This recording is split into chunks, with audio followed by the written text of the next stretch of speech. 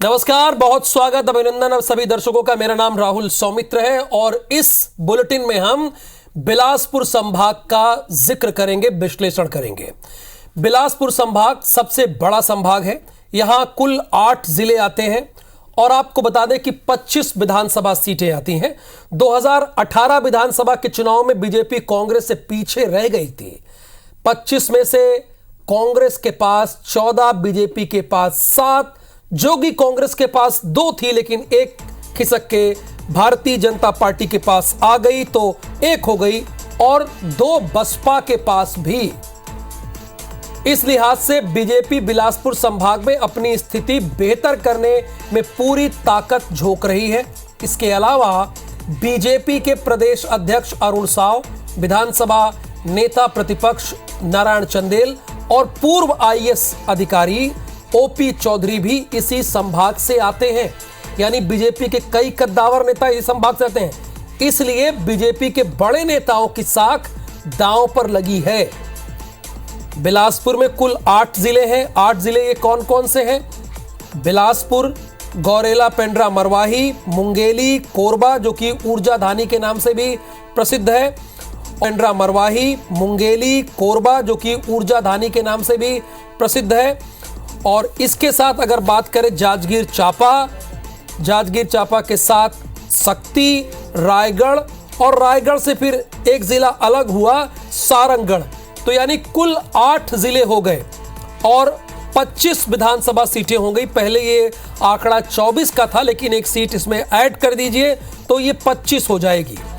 और इसमें ये जो बिलासपुर की जो जिले की सीट है वो तो बहुत अहम ही है, लेकिन उसके साथ आपको बता दें कि जांजगीर चांपा, सक्ती, रायगढ़, सारंगगढ़ ये सीटें भी किसी के जीत और हार में बीच में खड़ी हो सकती हैं।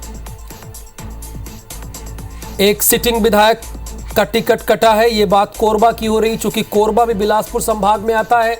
रायगढ़ जिले में कुल 4 विधानसभा की सीटें आती हैं। रायगढ़ में कुल 4, इसमें रायगढ़ है, खरसिया है और लैलूंगा है और धर्मजयगढ़ है। ये 4 सीट आती है रायगढ़ में। एक सिटिंग विधायक का टिकट कटा है। रायगढ़ जिले में कुल 4 विधानसभा की सीटें।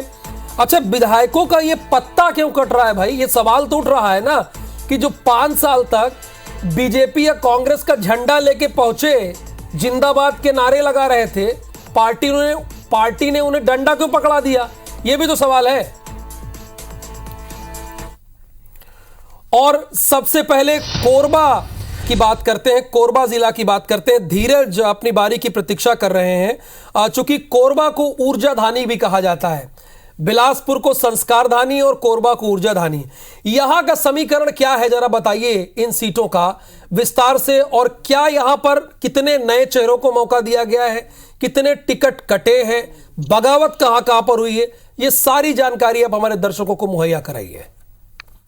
देखिए, कोरबा जिले में यहाँ 4 विधानसभा आती हैं, रामपुर, कोरबा, कटघोरा और पालीताना खार।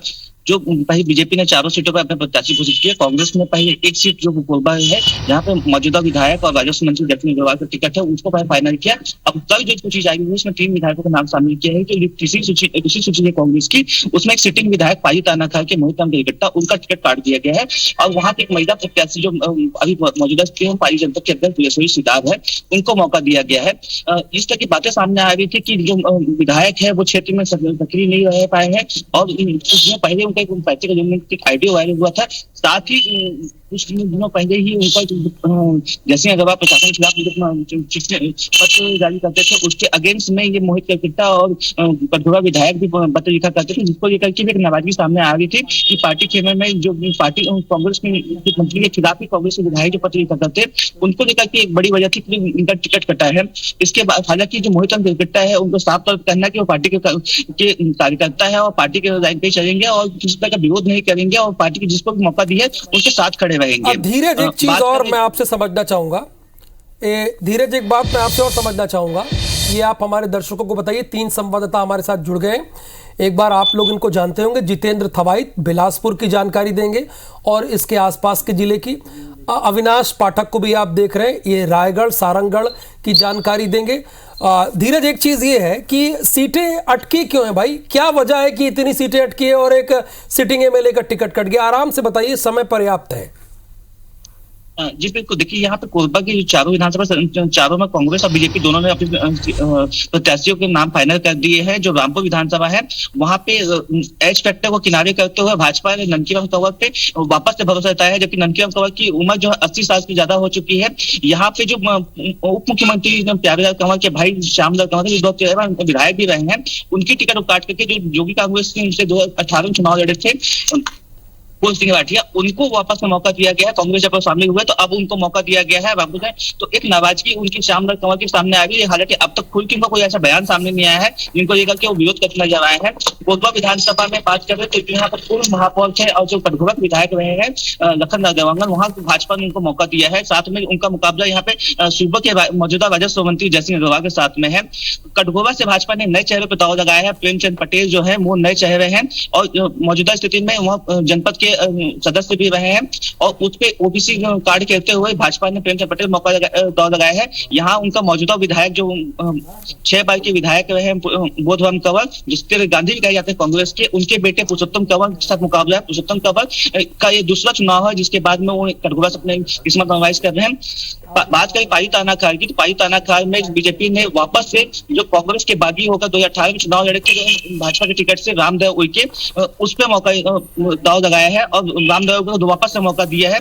पार्टी का यह मानना है कि रामदेव उइके लगातार सक्रिय रहे हैं और भाजपा की तरफ से, और इस बार उनकी जीत सुनिश्चित हो सकती है। जबकि पाई तानाखार एक ऐसा विधानसभा सीट है कोरबा का जो कांग्रेस का गढ़ माना जाता है। यहाँ कभी भी भाजपा दूसरे पोजीशन पे भी नहीं आ सकी है, तीसरे पोजीशन पे उनको संतोष करना पड़ा है क्योंकि दूसरे पोजीशन में यहाँ गुड़वाना गढ़। मैं आप तीनों लोगों के पास आऊंगा, लेकिन छत्तीसगढ़ के चीफ मिनिस्टर जगदलपुर जाने से पहले बयान दे रहे हैं, उनकी बात सुन लेते हैं।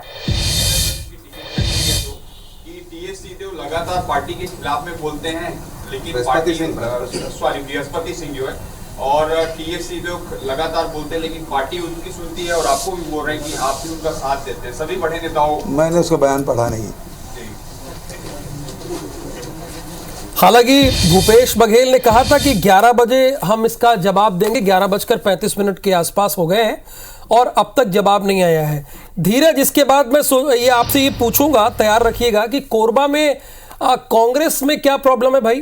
क्यों सीटों का भी ऐलान नहीं हुआ? इसका विश्लेषण मैं आपसे लूंगा।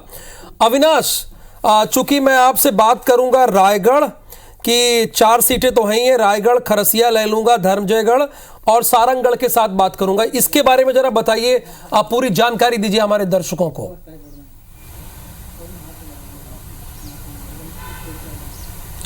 देखिए राहुल जी, अगर थोड़ा सा मुझे समय देंगे तो इससे इतर एक बहुत महत्वपूर्ण पहलू है जिसको पूरा समय दिया सर आपको, पूरा रायगढ़ लोकसभा सीट को लेकर, क्योंकि रायगढ़ लोकसभा सीट रायगढ़ लोकसभा सीट पे नजर डालें राहुल जी तो 8 विधानसभा सीटें आती है। जसपुर जिले की भी 3 सीटें हैं, रायगढ़ जिले की 4-5 सीटें हैं, सारंगगढ़ को मिला दें तो। बार बार ये बात कही जा रही थी कि कांग्रेस कहीं ना कहीं बीजेपी के लिस्ट का इंतजार कर रही है। ये तमाम बातें आ रही थी कि सर्वे में कई विधायक जो हैं डेंजर जोन में है। रायगढ़ की बात करें, लैलूंगा विधानसभा क्षेत्र की बात करें, पत्थलगांव को लेकर ये बात कही जा रही थी कि रामपुकार सिंह का एज का फैक्टर होगा और कहीं ना कहीं टिकट बदली की जा सकती है। लेकिन आप लिस्ट देखिए कि जो टिकट वितरण हुआ है, 8 में से 7 चेहरे रिपीट हुए हैं राहुल जी। सबसे बड़ी बात कि रामपुकार जी जो चेहरे हैं 87 साल के, उनको कांग्रेस ने फिर से चुनावी मैदान में उतारा है। यूडी मिंज को फिर से कुनकुरी से उतार दिया है। जसपुर में विनय भगत की टिकट नहीं कटी है। रायगढ़ की बात करें तो रायगढ़ में लैलूंगा को छोड़ दें तो बाकी सभी विधायकों को फिर से रिपीट किया गया है। सबसे बड़ी बात यह है कि कांग्रेस इस तैयारी में थी कि जिस तरह से बीजेपी ने टिकट का वितरण किया है, कांग्रेस एक सधे हुए तरीके से टिकट वितरण करना चाह रही थी और उसे पता था कि जितने बड़े चेहरे इस सीट में चुनाव में उतरे हुए हैं, खासतौर पर रायगढ़ में ओपी चौधरी एक बड़ा नाम है और उसके बनिस्बत एक बड़े चेहरे की तलाश कांग्रेस को थी। तो कहीं ना कहीं कांग्रेस के पास कोई दूसरा विकल्प नहीं था कि कम समय में ग्रामीण इलाकों में जो सघन जनसंपर्क कर सके, जाना पहचाना चेहरा हो। अगर नए चेहरे को कांग्रेस टिकट देती तो कहीं ना कहीं दिक्कतों का सामना करना पड़ता। थोड़ी सी एंटी इनकम्बेंसी थी, उसको दरकिनार करके कांग्रेस ने प्रकाश नायक को फिर से चुनावी मैदान में उतारा है। कमोबेश अगर दूसरी सीटों की बात करें, खरसिया डिक्लेयर थी, कांग्रेस का गढ़ था। उमेश पटेल 2 बार विधायक रह चुके हैं, कैबिनेट मंत्री हैं, तीसरी बार उनको चुनावी मैदान में उतारा गया। 2 दिन पहले ही सूची जारी हो गई थी। लैलूंगा विधानसभा सीट की बात करें, लैलूंगा विधानसभा सीट में जरूर जो चक्रधर सिदार है उनकी टिकट काटी गई है। इसके पीछे भी एक बड़ा कारण है। सबसे बड़ी बात यह थी कि एंटी इनकम्बेंसी तो एक बड़ा फैक्टर था ही, लेकिन इस सीट पर अगर बीजेपी पर नजर डालते हैं राहुल तो बीजेपी पर सुनीति राठिया जो एक बड़ा चेहरा है, पूर्व में संसदीय सचिव रह चुकी हैं, पूर्व मंत्री सत्यानंद राठिया की पत्नी है, तो उस बड़े चेहरे के मुकाबले में और कहीं ना कहीं क्योंकि महिला प्रत्याशी हैं तो कांग्रेस ने काफी मंथन किया और यही वजह है कि विद्यावती सितार जैसे नए चेहरे को, महिला प्रत्याशी को चुनावी मैदान में उतारा है। तो एक सधी हुई रणनीति का हिस्सा जो है इसको कह सकते हैं। यही बात जो है, कम से कम अगर पत्थलगांव सीट की बात करें, गोमती साह एक बड़ा चेहरा था तो उसकी बनिस्बत एक बड़े चेहरे की तलाश थी और राम पुकार जी से बड़ा चेहरा कांग्रेस के पास नहीं था। और यही वजह है कि उम्र के दायरे को छोड़कर 87 साल के चेहरे को चुनावी मैदान में उतारा गया है। अब सारंगढ़ सीट की हम बात करते हैं। सारंगढ़ सीट में सारंगढ़ जिला बनने के बाद कांग्रेस काफ़ी उत्साहित थी और कांग्रेस को ये लगता था कि जिस तरह से जिले की सौगात दी गई है तो कहीं ना कहीं विधायक को रिपीट करने का फायदा मिलेगा। और यही वजह है कि उत्तरी गणपत जांगड़े को कांग्रेस ने फिर से चुनावी मैदान में उतार दिया है। हालांकि बिलाईगढ़ में चंद्रदेव राय की टिकट कटी है, एंटी इनकम्बेंसी इस इलाके में बड़ा फैक्टर था और उसके बाद उनकी टिकट को काटी गई है और शिव कुमारी चौहान जो है वो उसको सारंगढ़ से टिकट दी गई है। और बिलाईगढ़ से जो सभापति हैं जिला पंचायत की, कविता प्राण लहरे, एक बड़ा नाम है, उसको चुनावी मैदान में उतारा गया है। तो कुछ जगहों पर नए चेहरे, कुछ जगहों पर जातिगत समीकरण, कुछ जगहों पर महिला प्रत्याशी को ध्यान में देकर बहुत ही अच्छे तरीके से टिकट का वितरण मुझे लगता है कि कम से कम रायगढ़, सारंगढ़ और जसपुर जिले में किया गया है। देखिए अविनाश, मैं आपसे दोबारा बात करूंगा, ये प्रश्न नोट कीजिएगा, चूंकि जितेंद्र थवाईत भी अपनी बारी का इंतजार कर रहे हैं, धूप बहुत तेज है, मैं आप समझ रहा हूं। ये कि 7 चेहरों को रिपीट क्यों किया गया है, ये प्रश्न मैं आपसे पूछूंगा। लेकिन जितेंद्र, अगर बिलासपुर और मुंगेली की बात करें तो यहाँ क्या आप देख रहे हैं, भारतीय जनता पार्टी और कांग्रेस में क्या चुनौती देख रहे हैं? चूंकि ये जो इलाका है बिलासपुर संभाग, यहाँ पर 5-5 दल मजबूती से दस्तक दे रहे हैं।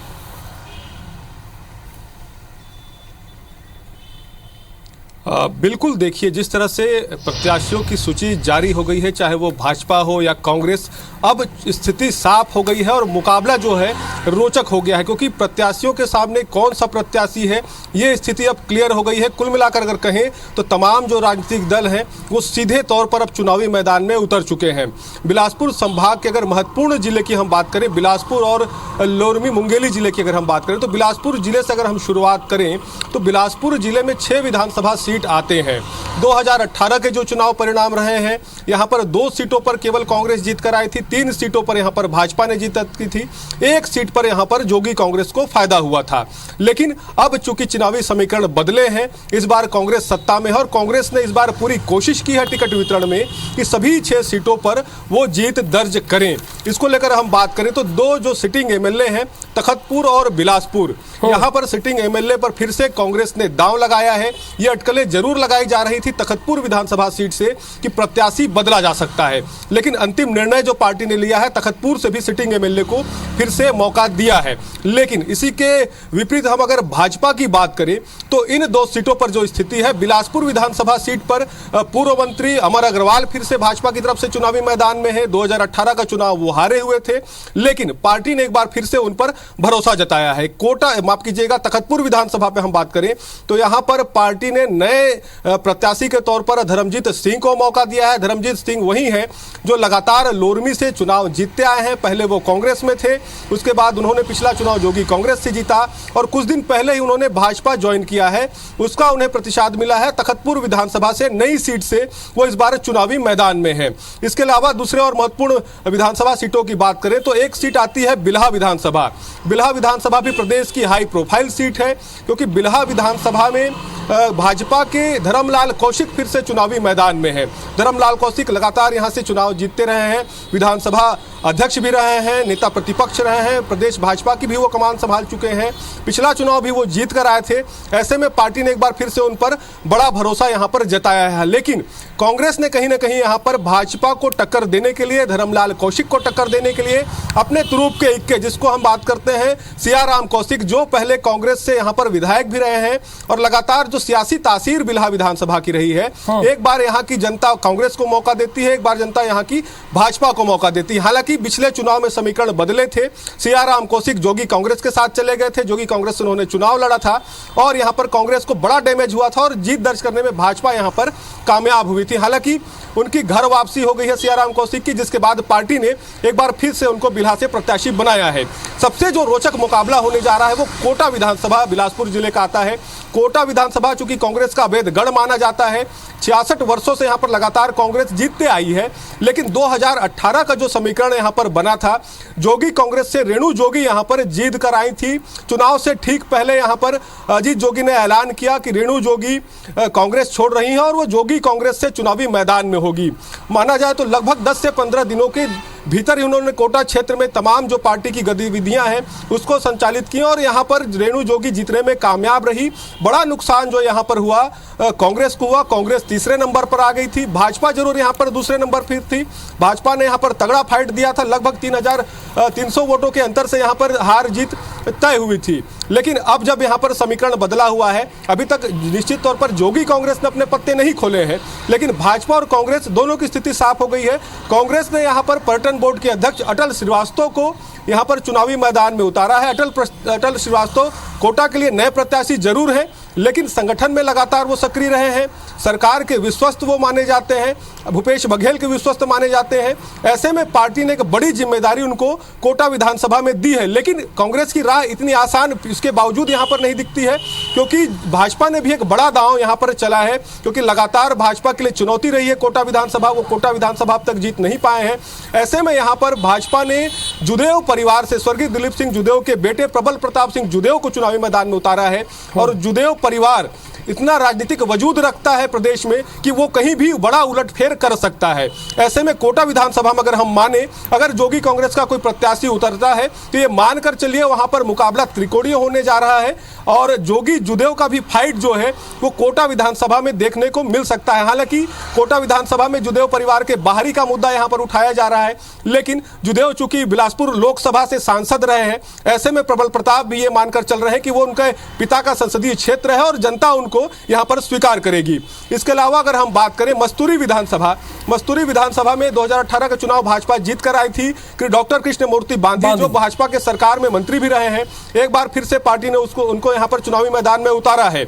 यहां पर कांग्रेस के लिए निश्चित तौर पर पिछला जो चुनाव था वो यहां पर मुकाबला जमकर हुआ था, उनको नुकसान भी हुआ था। त्रिकोणीय मुकाबले में कांग्रेस यहां पर हार गई थी। दिलीप लहरिया उस समय भी प्रत्याशी बनाए गए थे, लेकिन एक बार कांग्रेस ने फिर से अपने हारे हुए प्रत्याशी दिलीप लहरिया पर दांव लगाया है, लेकिन बसपा ने भी वहां पर अपना प्रत्याशी उतारा है। ऐसे में माना जा रहा है कि वहां भी त्रिकोणीय मुकाबला हो सकता है, लिहाजा मस्तूरी में भी जो फाइट है वो यहां पर टाइट होने वाली है। इसके अलावा अगर हम बात करें बेलतरा विधानसभा की, तो बेलतरा विधानसभा में भाजपा ने अपने पत्ते अभी तक नहीं खोले हैं। भाजपा के लिए अगर बात करें तो बेलतरा विधानसभा भाजपा का गढ़ रहा है। लगातार पिछले चुनावों में बद्रीधर दीवान यहां से विधायक चुनते रहे हैं। पिछले बार 2018 के चुनाव में यहां पर टिकटों में फेरबदल हुआ था। रजनीश सिंह को यहां पर पार्टी ने प्रत्याशी बनाया था और रजनीश सिंह तमाम प्रदेश में भाजपा की विपरीत परिस्थितियों के बीच जीत कर आए थे और रजनीश सिंह ने बेलतरा से जीत दर्ज की थी।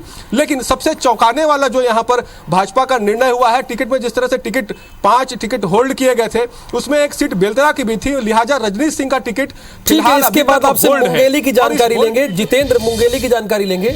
अविनाश, आपने कहा कि 8 में से 7 चेहरों को रिपीट किया गया है, एक तो इसकी वजह क्या है और दूसरी आपने जनकारवा कवर किया था सक्ती जिले में जाके, उसके बारे में भी जानकारी हमारे दर्शकों को दीजिए।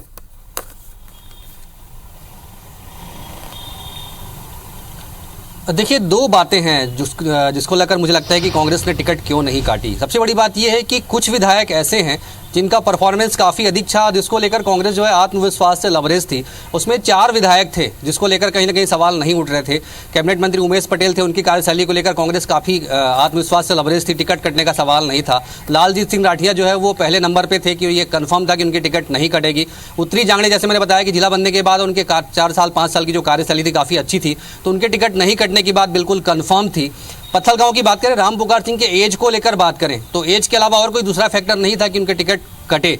और चूंकि गोमती शाह एक बड़ा फैक्टर था उस विधानसभा सीट में, तो कांग्रेस को रिस्क नहीं उठाना चाहती थी और इसी वजह से गोमती शाह के अगेंस्ट एक बड़े चेहरे के रूप में फिर से राम पुकार सिंह को टिकट दी गई। लेकिन इसके अलावा अगर कुनकुरी और जसपुर की बात करें, यहाँ कांग्रेस ने रिस्क उठाया है। विनय भगत को लेकर थोड़ी एंटीइनकम्बेंसी थी, यूडी मिंज की टिकट कटेगी इस बात को लेकर लगातार खबरें चल रही थी, लेकिन तमाम खबरों को दरकिनार करके कांग्रेस कहीं भी नए चेहरे को टिकट देकर रिस्क नहीं उठाना चाह रही थी। कांग्रेस को यह पता था कि अगर नए चेहरे को टिकट देंगे तो स्थानीय विधायक उसके समर्थक कहीं ना कहीं नाराज होंगे और इसका खामियाजा पार्टी को उठाना पड़ सकता है। तो ये एक बड़ा फैक्टर था जिसकी वजह से तमाम नियमों को दरकिनार कर दिया गया, उम्र की बात को दरकिनार कर दिया गया, सर्वे को दरकिनार कर दिया गया और पार्टी ने फिर से उन विधायकों पर भरोसा जताया है। हालांकि ये एक बड़ा फैक्टर है कि इस भरोसे पर ये संबंधित विधायक कितना खरा उतरते हैं। लेकिन मैं बार बार कह रहा हूं कि रायगढ़ लोकसभा सीट इस बार काफी हाई प्रोफाइल होने वाली है। 4 से 5 बड़े चेहरे हैं जो इस चुनावी मैदान में उतरे हुए हैं, तो हॉट सीट बन गई है पूरे जिले की सीटें।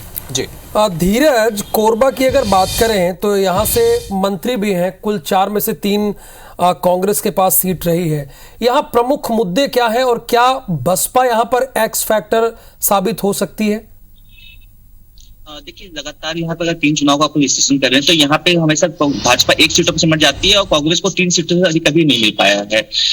बात करें अभी मौजूदा जो स्थिति कांग्रेस और भाजपा जो प्रत्याशी डिक्लेयर किया है उसके बाद में तो रामपुर विधानसभा से ननकी राव अपनी तारीख में मजबूत कैंडिडेट के रूप में, हालांकि जो कांग्रेस प्रत्याशी का दाव लगाया कुल सिंह भाटिया, उनको भी कम नहीं आता लगता। 2018 चुनाव में जो कुल सिंह भाटिया थे वो जनता कांग्रेस छत्तीसगढ़ से चुनाव लड़ गए थे और 2nd पोजीशन में थे और कांग्रेस वहां 3रे पोजीशन में आ गई थी। इसके बाद में वो कांग्रेस को शामिल हुए। इस यही वजह है कि उनकी लोकप्रियता को देखते हुए कांग्रेस को भरोसा गया है और जनता सामने के वापस लाके खड़ा किया है। बात करें कोरबा विधानसभा की तो कोरबा विधानसभा से मौजूदा स्थिति में अभी राजस्व मंत्री जयसिंह अग्रवाल चुनाव है, जो यहाँ से 5वां चुनाव लड़ गए हैं। उससे पहले एक बार कटघोरा चुनाव 1998 में लड़ चुके थे जिसमें उनकी हार हुई थी बनवारी अग्रवाल के साथ में। लेकिन जब से परिसीमन का 2008 से कोरबा विधानसभा बना है तब से लगातार वो तीन बार कोरबा विधानसभा की सीट को जीतते रहे हैं और बीजेपी यहाँ पे खाता भी नहीं खोल पाई है। ऐसी स्थिति में जो पूर्व महापौर लखनलाल देवांगन के साथ है उस स्थिति में भी जयसिंह अग्रवाल काफी मजबूत स्थिति में है। लोगों से जनसंपर्क करना, उनसे कटघोरा में जो मौजूदा विधायक पुरुषोत्तम गवाह है। अगर मुंगेली की दोनों सीटों की बात करें, मुंगेली और लोरमी की, तो मुंगेली बीजेपी का गढ़ मानी जाती है 2008 के बाद से। अभी की स्थिति दोनों सीटों की क्या है वहां पर?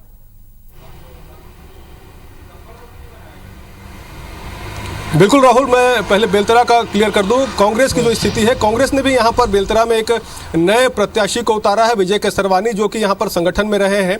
हालांकि भाजपा की स्थिति अभी तक क्लियर नहीं है। ऐसे में कांग्रेस का प्रत्याशी बेलतरा से तय हो गया है। बात करें हम मुंगेली जिले की तो मुंगेली जिला इस बार प्रदेश में अगर कहें तो मुंगेली का जो चुनाव है वो हाई वोल्टेज चुनाव होने जा रहा है, क्योंकि भाजपा के प्रदेश अध्यक्ष अरुण साव यहां पर लोरमी से विधानसभा चुनाव में सीधे तौर पर उतरे हैं। लोरमी से पार्टी ने उनको अपना प्रत्याशी बनाया है। इसके अलावा अगर हम बात करें मुंगेली विधानसभा की तो पूर्व मंत्री पुल्लूलाल मोहले, जो लगातार यहां से सांसद भी रहे हैं, विधायक भी रहे हैं, पार्टी ने एक बार फिर से उन पर भरोसा जताया है। ऐसे में भाजपा के 2 मजबूत दावेदार मुंगेली और लोरमी में चुनावी मैदान में उतरे हैं।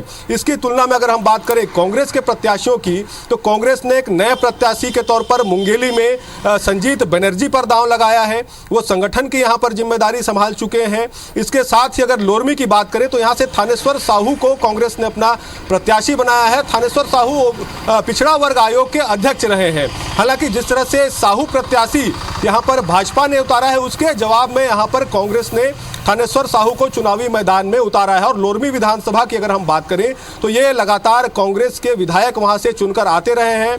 पिछले बार अगर हम बात करें तो धर्मजीत सिंह, जो इस बार भाजपा के साथ हैं और तखतपुर विधानसभा से चुनाव लड़ रहे हैं, वो पिछले बार वहां पर जोगी कांग्रेस की टिकट से चुनाव लड़े थे और उन्होंने वहां पर जीत दर्ज की थी।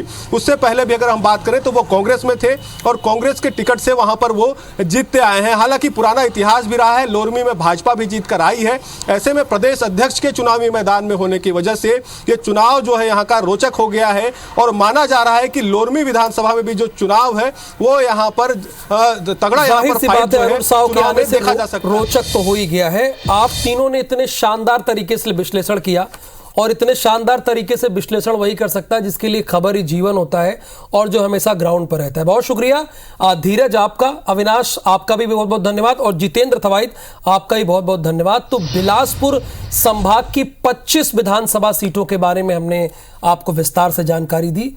आगे भी हम आपको बताएंगे कि छत्तीसगढ़ का क्या है सियासी समीकरण। फिलहाल इस बुलेटिन में इतना ही। नमस्कार।